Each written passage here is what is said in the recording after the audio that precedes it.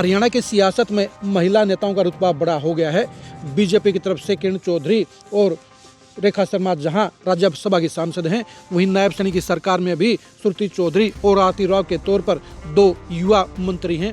इसके साथ साथ इनेलो की तरफ से सुनैना चौटाला भी पार्टी की मजबूती के लिए लगातार मेहनत कर रही हैं।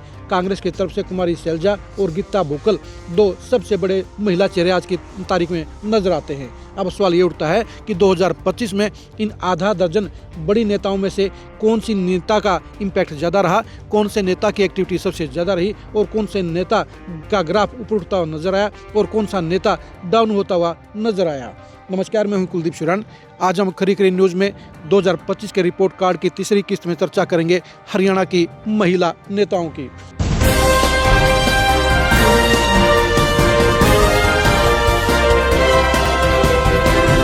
हरियाणा की महिला नेता अब काफ़ी तेज़ी से अपना प्रभाव बढ़ा रही हैं। 2019 में नैना चौटाला की हरी चुनी चौपाल ने जेजेपी की कामयाबी में बड़ी भूमिका निभाने का काम किया। इसके साथ साथ किरण चौधरी, कुमारी सैलजा भी पिछले 2 दशक से हरियाणा की सियासत में बड़ा इम्पैक्ट डालती हुई नजर आई हैं। लेकिन इनेलो के उठते हुए ग्राफ के अंदर भी महिला नेता सुनैना चौटाला की बेहद बड़ी भूमिका रही है। 2025 में अगर हम एक्टिविटी को ध्यान में रखें, अगर हम हरियाणा में सबसे ज़्यादा कार्यक्रमों को ध्यान में रखें, तो इस मामले में इनेलो नेता सुनैना चौटाला सबसे आगे नजर आती हैं, क्योंकि वो पूरे हरियाणा के अंदर ही पार्टी की तरफ से लगातार एक्टिव रही हैं। रोहतक की रैली की कामयाबी के लिए भी सुनैना चौटाला ने छोटी बड़ी लगभग 500 जनसभाओं को संबोधित करने का काम किया। वो गांव-गांव जाकर इनेलो को मजबूत करते हुए नजर आई। उनके पास विधायकी का तमगा नहीं है, वो क्लब 90 की मेंबर नहीं है, वो पहले से बड़ा चेहरा नहीं रही हैं, लेकिन अपनी मेहनत के बलबूते पर वो हरियाणा की सियासत में अपना अलग मुकाम बनाने में सफल हो गई हैं। उनके चर्चे पूरे हरियाणा में हो रहे हैं और इनेलो के साथ महिलाओं को जोड़ने में सबसे ज़्यादा मेहनत और भूमिका सुनैना चौटाला की नज़र आ रही है। इसलिए 2025 में परफॉर्मेंस के हिसाब से सुनैना चौटाला को नंबर 1 कहा जा सकता है। नंबर 2 पर रही मंत्री श्रुति चौधरी। श्रुति चौधरी ने जहां अपनी मेहनत के बलबूते पर दिल्ली में पुरस्कार जीतने का काम किया, वहीं अपने कामकाज से वो अपने दादा बंसीलाल और पिता सुरेंद्र सिंह के रास्ते पर आगे बढ़ती हुई नजर आई। सरकार के अंदर कम अवसरों के बावजूद श्रुति चौधरी ने धीरे धीरे अपनी मजबूती दिखानी शुरू कर दी है, अपनी काबिलियत दिखानी शुरू कर दी है और वो सरकार में एक महत्वपूर्ण चेहरा बनती हुई नजर आ रही हैं। नंबर 3 के ऊपर श्रुति चौधरी की मां किरण चौधरी रही। किरण चौधरी राज्यसभा की सांसद हैं।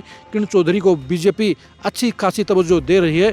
उन्हें विदेशों में पार्टी की तरफ से भेजा जा रहा है और उन्होंने भी अपनी भूमिका को पूरी ईमानदारी से निभाने का काम किया, बीजेपी के हिसाब से ढलने का काम किया और यही वजह रही कि किरण चौधरी बहुत कम समय के अंदर ही बीजेपी के सिस्टम के अंदर फिट हो गई हैं। वो एक्टिविटी के हिसाब से, इंप्रेशन के हिसाब से नंबर 3 पर रही।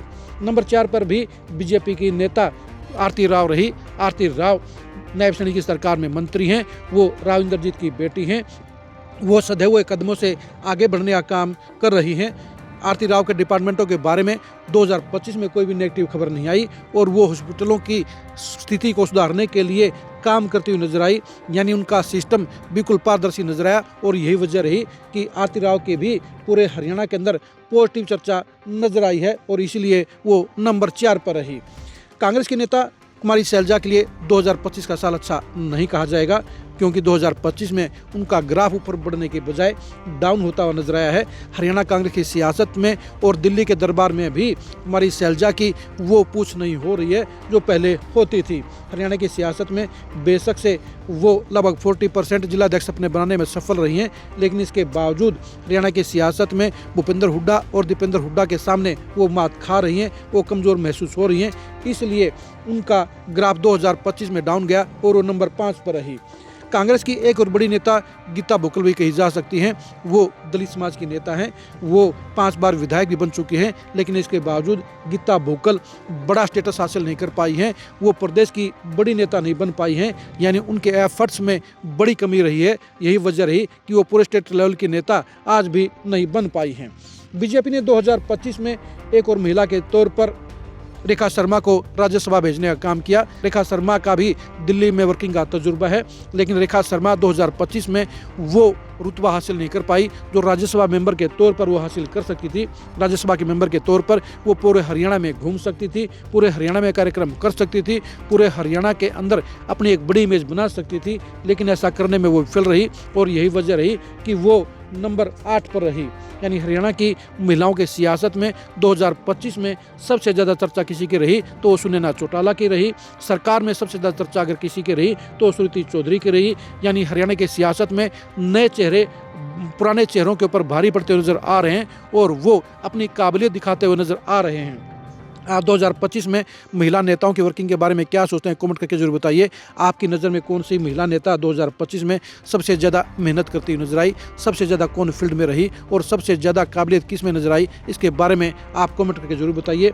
आप महिला नेताओं से जुड़ी खबरों को जानने के लिए लगातार खरी खरी न्यूज़ के साथ बने रहिए। आप हमारे फेसबुक पेज को फॉलो कीजिए, आप हमारे यूट्यूब चैनल को सब्सक्राइब कीजिए। नमस्कार।